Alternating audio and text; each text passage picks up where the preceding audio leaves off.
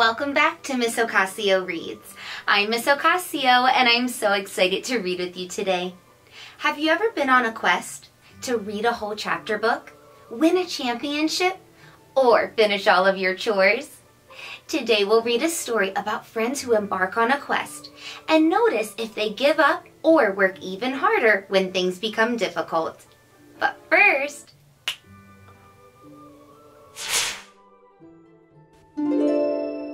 The Search for the Scepter, written by Julie Dinges, illustrated by Nazar Horakivsky. Princesses Rosalie and Scarlet awoke to a crash. A thief had broken in and shattered the library window's glass. Knights delivered sad news. The king's scepter had been taken. The royal family was completely stunned and shaken. The king and queen cried, "Whatever shall we do?" Little did they know, Rosalie and Scarlet had found a clue. Yellow grains of sand, so tiny and teeny, it could only mean the thief had fled to the genies. The journey would be scary, but their mission was clear. The scepter they'd find, and no thief they'd fear. Into the forest the brave princesses ran, to the giant maple tree that grew in the sand. They jumped into the sand and sunk right down, until they met a genie walking his hound. "A thief?" Spiro the genie said, consulting his pet. "We saw one, yes, how could we forget? He came through, dropping jewels in his wake. But he's long gone, I believe he was heading for Mermaid Lake." The genie's hound Tucker barked his goodbyes to the girls as Spiro collected the thief's abandoned pearls. At Mermaid Lake, a whirlpool led to the undersea. Rosalie jumped in and shouted to Scarlet, "Follow me." They swam down straight to the mermaid palace. Thankfully they could breathe. What wondrous magic! At the palace they were greeted with knowing and helpful eyes, warning the sisters of distractions, diversions, and lies. The mermaid said, "He swam so fast we couldn't quite catch the thief, though we did hear him whisper about wizards as he passed off in reef. So to the home of wizards you must go. You must find the scepter, this you know." The princesses curtsied and thanked the mermaids for their advice, then swam to the surface and found a meadow of violets, purple and nice.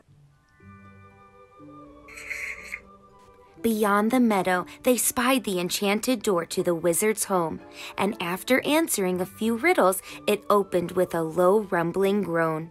The magical men and women greeted the princesses and were upset by their news.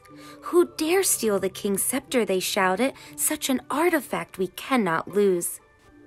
"A thief did come through here, but managed to avoid the spells we casted, though we did notice how he was becoming terribly flabbergasted. He must be the same thief you both are chasing, which explains his terrified look, knowing the fate he is facing."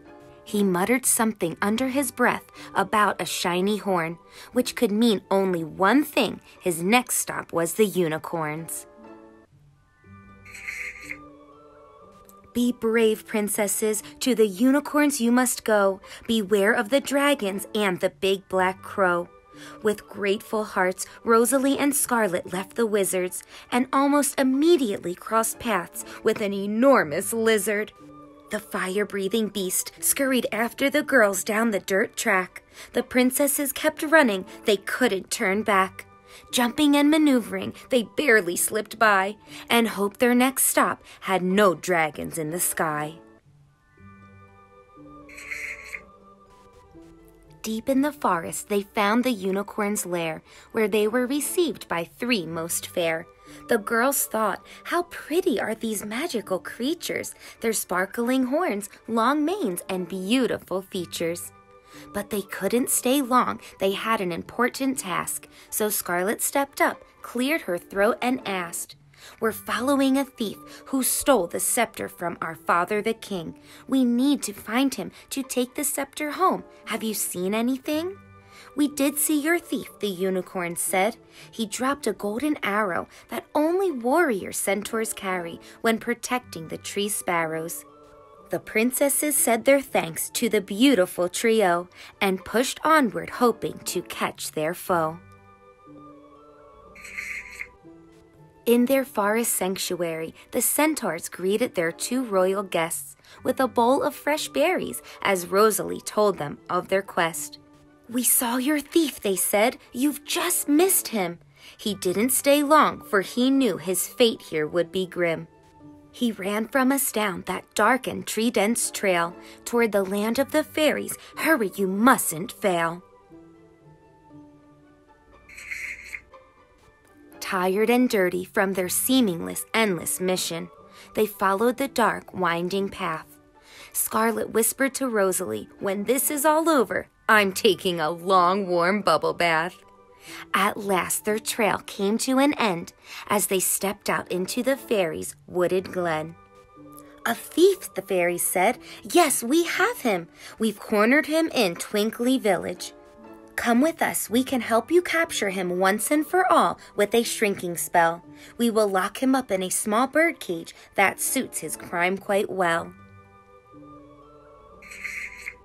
The princesses followed the fairies to the thief, who was quite irate. Scarlet yelled out, "Finally, thief, we have sealed your fate."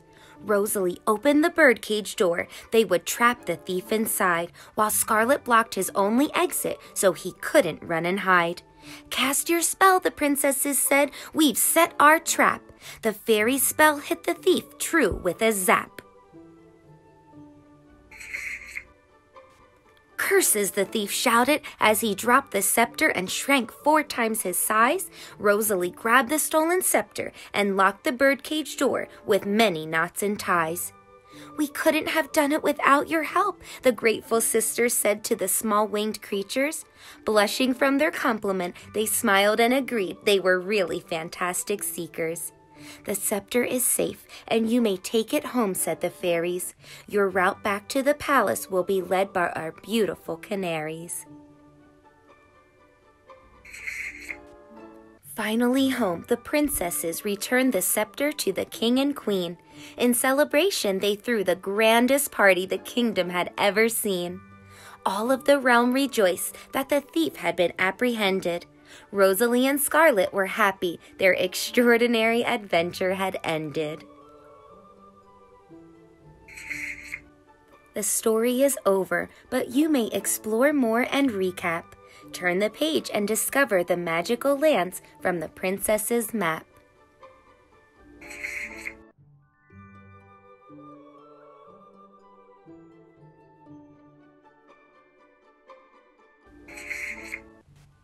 Enjoy this magical adventure. Love, Julie Dingus. Well, I hope you enjoyed today's story, and remember that quests could be difficult, but you know how to work hard. Ask your grown-up for help in the description below, finding a fun activity to go along with this story. See you next time.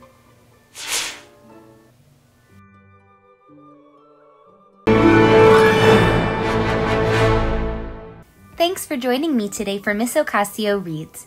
If you like this video, give it a thumbs up. Share this video with your teachers and friends. Subscribe to read more stories with me. And visit Miss Ocasio Meets to get to know your favorite authors. Thanks for watching.